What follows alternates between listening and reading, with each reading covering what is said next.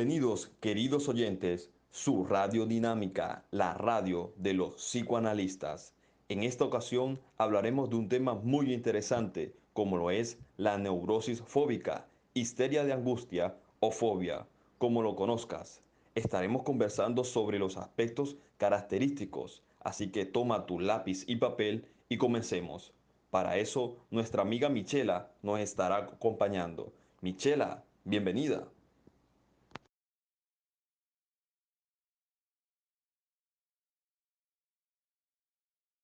Una producción realizada para Poder Joven Radio.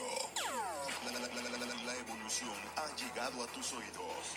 Hola queridos oyentes, muchas gracias a ustedes, a Radiodinámica por este espacio que me han cedido. Así es, tal como comentabas, estaré hablando de la histeria de angustia o neurosis fóbica. Y antes que nada, me gustaría recalcar que para Freud, la fobia es ese miedo desproporcionado, mientras que la neurosis fóbica es la conducta frente a ese objeto que causa un temor absurdo. Por lo tanto, el paciente fóbico no puede precisar a qué le tiene miedo. Su miedo es inconsciente, ofrece explicaciones y reconoce que son irracionales, pero la ansiedad y angustia que experimenta frente a una situación fóbica hace que siga con esas conductas de evitación. La psicodinámica del paciente fóbico es un conflicto inicial, por lo cual presenta ansiedad y entonces trata de vencerla. Si lo logra, hablamos de un sujeto bien adaptado, pero si no, es desplazada. Para evitar la ansiedad, usa los mecanismos de defensa fóbicos, los cuales se convierten en elementos que restringen la personalidad de dichos sujetos, pues el paciente se preocupa demasiado por evitar las situaciones que le causan conflicto. Los rasgos fóbicos se trasladan a otros ámbitos e involucran a la familia. El carácter fóbico es relacionado con las personalidades histéricas o incluso con la manera de comportarse. En este espacio estaré mencionando algunos aspectos fundamentales y en ellos estará inmerso la manera como se comporta el paciente fóbico en consulta y nosotros cómo podemos guiarlo.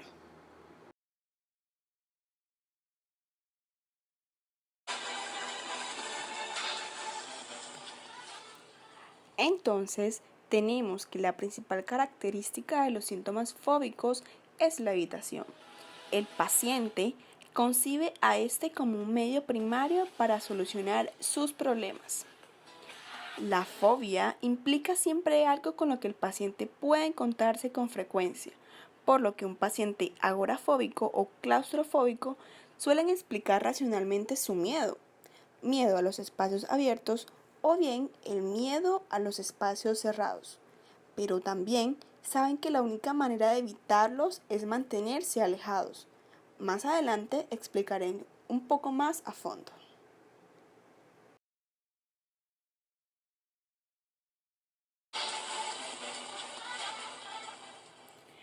Tal como mencionaba anteriormente, la manera en la que actúan los rasgos de carácter fóbico es muy similar a los síntomas fóbicos, donde el paciente evita una situación que le genere un elemento de ansiedad, pero en el carácter fóbico el miedo suele ser inconsciente y la evitación se explica como una cuestión de gusto, la cual se mezcla con el miedo que representa el deseo prohibido. El paciente envidia a los demás sujetos que pueden entrar tranquilamente en lo que para él es su área fóbica. Para ejemplificar esto, supongamos que una estudiante a la que no le gusta bailar en público envidia la capacidad de su hermana al momento de hacerlo muy bien y considera que esta capacidad la hace estar libre de toda ansiedad. También tenemos que el individuo fóbico suele apreciar la conducta sexual, ante todo por el sentido de simpatía y sobre todo por la seguridad que lo acompaña. Se resiste a menudo a iniciar relaciones sexuales porque evita actuar obedeciendo deseos prohibidos.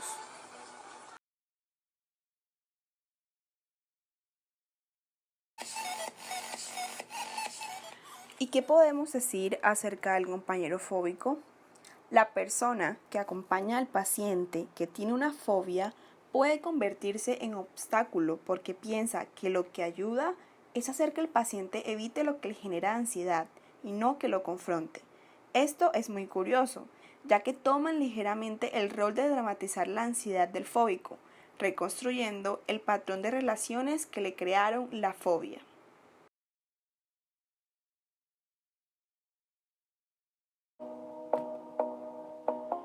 Para este punto, debemos tener en cuenta el modelo freudiano, el cual nos dice que la histeria de angustia o neurosis fóbica puede que tenga elementos particulares en la etapa oral o anal, pero corresponde a la fobia que proviene del Edipo no resuelto. Según Freud, la fijación tiene lugar en la fase fálica, cuando los órganos se vuelven una fuente destacada de placer. Podemos encontrarla principalmente en el género masculino, en la que la angustia neurótica es angustia de castración, tal cual como lo menciona Freud en el caso de Juanito y el hombre de los lobos.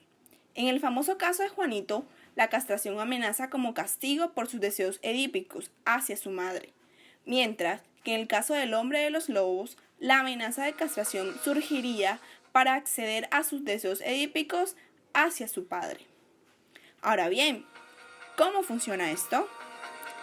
La fobia edípica está en la estructura misma de todo hombre neurótico.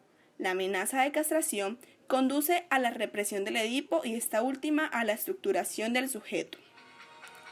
El superyo, heredero del complejo de Edipo, instaura la ley del padre, la prohibición del incesto, ayudando a la represión de los deseos edípicos incestuosos. La amenaza se manifiesta en un núcleo esencialmente fóbico. Al huir de situaciones peligrosas, para ejemplificar esto, supongamos que A es un paciente de 24 años, virgen, al que le gustan las chicas y está muy necesitado de una relación amorosa para reafirmarse como adulto y como varón. Pero ante esta situación padece de mucho temor e inhibición que lo lleva a la evitación. El padre de A abandonó a su madre, era agresivo y mujeriego. A tiene muy presente la figura amenazadora de su padre, presenta excesivo temor a contraer una ATS. Ahora bien, en las mujeres también podemos encontrar algunas fobias edípicas. Según Freud, se traduciría al temor a la pérdida del amor del objeto, en este caso el padre, con el que pretende acceder al hijo pene.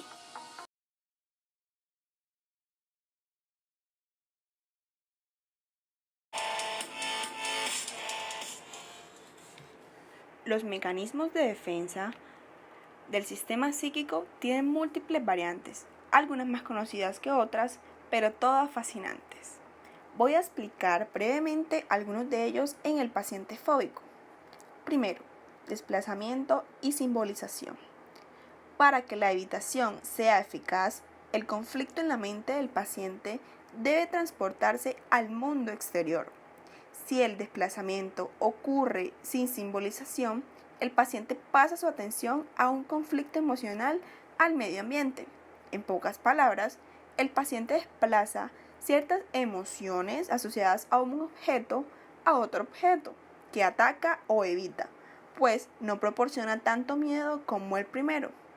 Por ejemplo, tengo sentimientos de odio hacia mi vecino, pero como no los puedo aceptar o no me atrevo a enfrentarme a él, desplazo el sentimiento hacia su perro al cual maltrato. 2. Proyección. Consiste en atribuir conductas, sentimientos propios e inaceptables a otras personas. El sujeto las niega en sí mismo y las lanza al exterior. Lo que enlaza a las defensas fóbicas y la proyección está relacionado con la pieza que une los rasgos fóbicos y paranoides. Al igual que el paranoide, el paciente fóbico se sirve de defensas primitivas, en las que la negación juega un papel muy importante. El paciente fóbico desplaza su ansiedad hacia el exterior y proyecta sus impulsos sobre otros, pero eso sí, raramente sobre alguien emocionalmente importante para él. 3. Evitación. Esta es la característica principal del fóbico. Me encanta. Esta es empleada de manera defensiva. Las defensas auxiliares de la simbolización, el desplazamiento y la racionalización sirven para hacer la evitación posible. Las defensas fóbicas son eficaces solamente si la ansiedad puede limitarse a una situación específica que el individuo es capaz de evitar, de modo que sus conflictos psicológicos no sigan trastornándole. Entonces, el paciente fóbico evitará tocar algunos temas, no puede discutir de ellos o sencillamente no quiere hablar de los temas. El entrevistador buscará conducirlo y tratar de tocar esas áreas a las que el paciente no quiere llegar. Lo principal en el tratamiento consiste en que el paciente busque hacerse inmune a la ansiedad.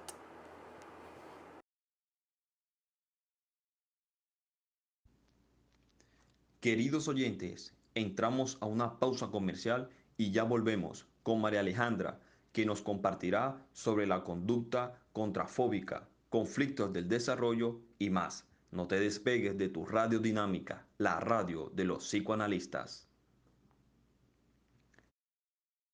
Bueno, mil gracias por la invitación, realmente es un buen espacio.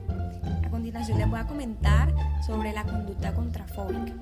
Es esta conducta donde el paciente niega su fobia dramatizando su despreocupación por los temores reales. Y parece inclusive que prefiere estas situaciones. Entonces desplaza su ansiedad a una situación externa y donde se simboliza su miedo inconsciente mediante un peligro exterior real. Este trata de dominar ese peligro real y sobreponerse a sí mismo o a ese miedo inconsciente que tiene, por lo que a veces tienden a escoger el peligro o el ambiente donde se encuentra ese peligro, y es posible, ¿verdad?, que piensan de que de pronto no van a afectarse porque ellos tienen una buena mediación por eso. Ese es el caso de Blanca en la película Doctor. Ella es misofóbica, que quiere decir una persona que tiene fobia a los gérmenes, y a ser contagiada por alguna bacteria, literal en el caso de ella. Y por irónico que parezca, ella trabaja en un laboratorio donde tiene que manipular bacterias todo el tiempo. Ella lo que usa para aliviar esa ansiedad, en tal caso, son métodos excesivos de limpieza para mantener el control de esa situación y calmar su ansiedad.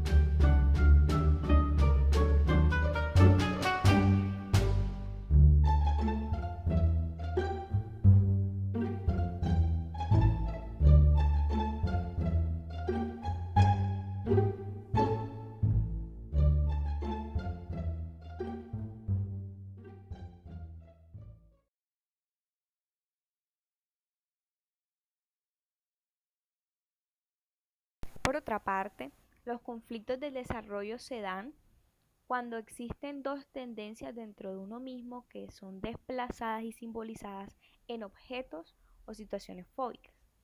Se tiene en cuenta de que estos peligros son asumidos interiormente como ansiedad, es decir, se manifiestan como ansiedad interiormente y la amenaza exterior es mucho mayor. Estos peligros o estos conflictos que existen en el desarrollo son aprendidos por los padres y están siendo reforzados constantemente por los peligros reales. El accionar sobreprotector de los padres normalmente hacen que el niño evite hacerle frente a esos factores estresores o peligrosos, llevándolo a tener poca confianza en sí mismo o baja tolerancia a la ansiedad. Este tipo de experiencias pueden hacer que pasen dos cosas: que un niño sea fóbico o que sea paranoide. Siendo fóbico un niño que depende de los demás para protegerse de los peligros, y siendo paranoide un niño que depende de sí mismo para protegerse, es decir, que todo el tiempo va a estar pendiente por protegerse a diferencia del niño fóbico que siempre va a buscar en alguien o algo en que refugiarse.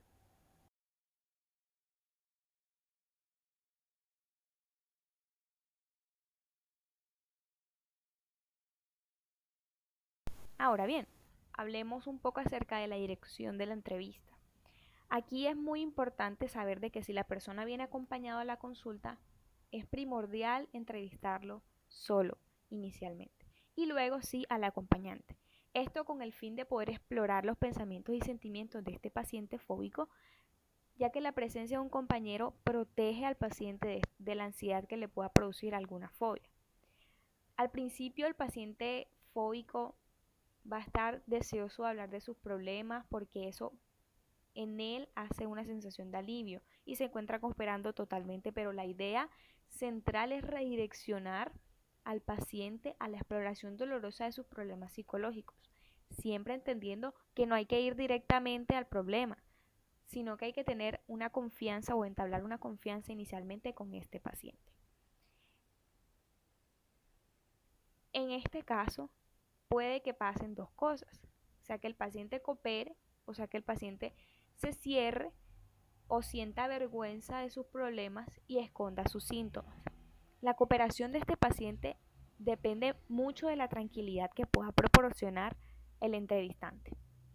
Más que hacerle sentir que tiene interés en particular en su vida, se trata de examinar los problemas o síntomas y comprender sus conflictos psicológicos, proponiéndole una solución futura que haga disponer a esta persona a que pueda participar activamente del tratamiento.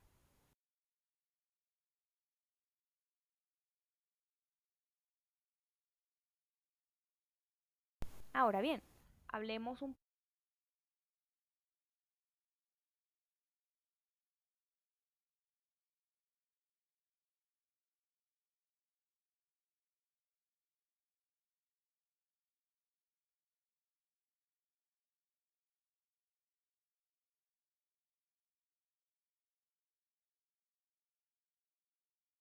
En cuanto a la exploración de los síntomas, se debe hacer una descripción detallada de todos aquellos, ¿verdad? Todas las situaciones que provocan la historia de evolución de la fobia, aquellas medidas terapéuticas que el paciente ha tomado previamente. Sin embargo, a la hora de manifestar esos síntomas, trata él de desplazar el tema, dirigiendo toda la atención a aspectos ajenos, pueden ser pensamientos o sentimientos. Ahora bien, para descifrar los detalles se debe escuchar atentamente la descripción que da de los síntomas e intentar comprender su significado, pero no se debe hacer una interpretación un poco más avanzada, sino hasta ir avanzando en el tratamiento. Cabe destacar que el temor en el paciente por enfrentarse a esa situación fóbica puede implicar una proyección de un deseo reprimido o el miedo de una expresión a sus represalias.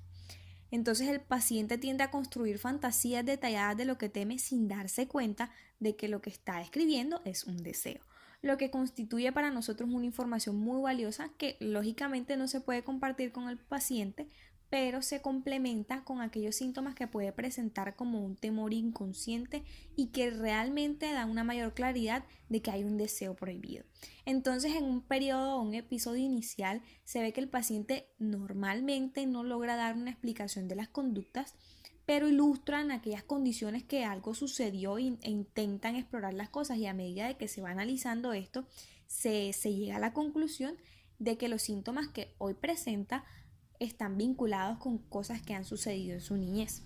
Ahora bien, presenta unos síntomas psicológicos como pueden ser temblores, palpitaciones, dolores pectorales que cuando están en consulta pueden aflojarse el cuello de la camisa o pedir que de pronto le abran la ventana porque sienten una sensación de asfixia. Esto el entrevistador puede hacer unas interpretaciones futuras enlazándolas a las respuestas físicas, es decir, que esto le produce, ese afrontamiento le produce mucho estrés. Por otro lado, hay una identificación que el paciente tiende a hacer con un modelo fóbico y que puede ser imitado. Entonces tiende a empatizar con otras personas fóbicas y comprender sus síntomas si en tal caso se presentase.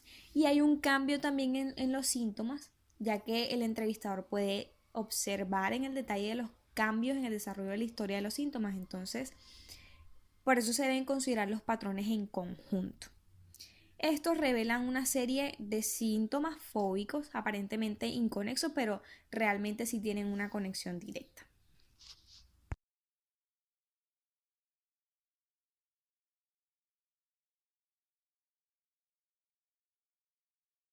En cuanto a la evitación, el paciente realmente percibe el peligro, pero en consulta es muy hábil en cuanto a llevar una conversación de temas que para él tienden a ser cómodos. La tarea y el reto del entrevistante aquí está en formular preguntas donde el paciente realmente no pueda dejar de examinar los problemas reales. Y aquí es cuando se manifiesta la evitación como tal, que es cuando el paciente dice, realmente no prefiero hablar de ese tema. En este punto de la entrevista es importante que el entrevistante le establezca al paciente de que la ansiedad no es una razón válida para evitar este conflicto. En cuanto a la búsqueda del tratamiento, el paciente fóbico es activo en cuanto a la búsqueda de esto, porque esto le genera una sensación de bienestar. Hay un sentimiento de seguridad que proviene de tener un médico, y más que si hay una seguridad, y ese es un efecto terapéutico que parece motivar lo que busca el paciente, que es tranquilidad. Y en cuanto a una ganancia secundaria, el entrevistante realiza indagaciones cuya respuesta revele aquellos conflictos emocionales que tiene el paciente, que a menudo manifiesta con incomodidad al describir las molestias que impone su familia y amigos, pero esto permite al entrevistante simpatizar con aquella porción turbada del ego maduro que tiene el paciente. Y en cuanto a la evitación de la entrevista, hay una resistencia crítica en cuanto a la entrevista, porque podrá presentarse de pronto con que omite detalles importantes, ¿verdad? O desvía la conversación respecto a ciertos temas, como una solicitud de permiso para hablar para hablar o no hablar de cuestiones desagradables, como una negativa para hablar, simplemente. Y el paciente omite con mucha frecuencia datos que son realmente importantes en áreas de su vida, y niega luego la responsabilidad de dicha opinión. Entonces,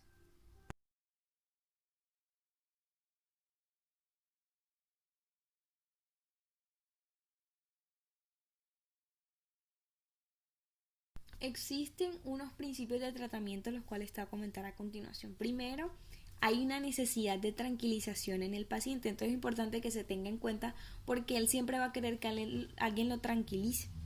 En la consulta se puede esperar de que el paciente sea optimista, colaborador con su tratamiento, lo cual es favorable.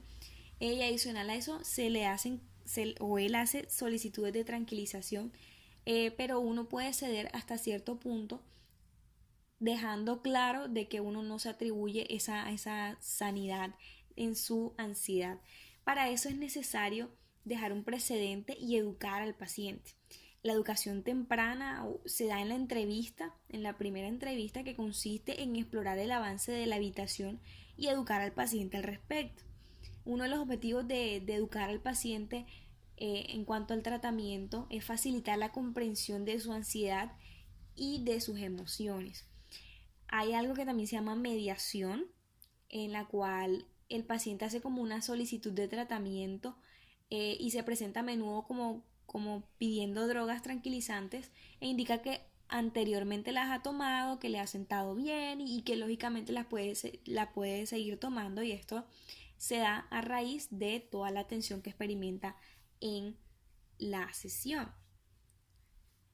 Por otro lado, hay una función de interpretación. En cuanto a la actividad temprana del entrevistante, realmente tiene como objeto estimular para que él cuente su historia, describa detalles de sus síntomas, y que realmente se pueda llegar a examinar su vida personal. Si de pronto el paciente se niega a dar información a la persona que le está entrevistando, se debe interpretar como evitación, al de pronto cubrir algún área de su vida que está en conflicto. Pero es importante de que se pueda analizar al paciente fóbico, ya que pues la ansiedad y la evitación se examinan mucho antes de la simbolización y el desplazamiento que se quiera dar o atribuir a esto.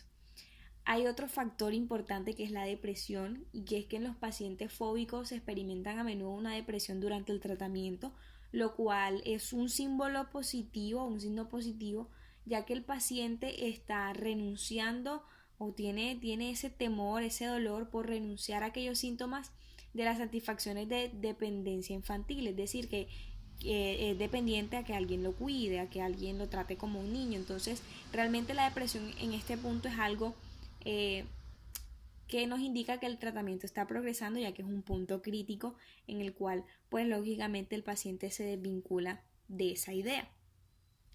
Y siempre tiende como a reflejar aquellos problemas que están en su interior con algo que se puede estar enfrentando en el mundo real, y ahí sí tiende a pedir ayuda. Y por último, hay un fenómeno de contrarreferencia donde el paciente fóbico, pues existen dos problemas importantes, que es la infantilización condescendiente y el enojo ilustrado. Entonces aquí podemos ver de que, como hablaba anteriormente, el paciente le gusta que le hablen como niño. Entonces si de pronto el terapeuta accede a esa demanda de que lo trate como niño, se puede de pronto interpretar como un sentimiento de dependencia. Y lo mismo pues en cuanto al enojo ilustrado. Eso sería todo por el día de hoy. De verdad, muchas gracias. Nos vemos pronto.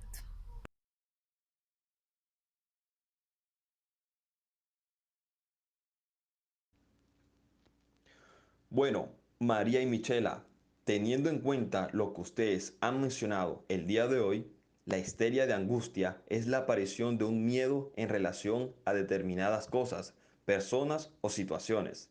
Y este temor injustificado lleva al sujeto a asumir conductas de evitación.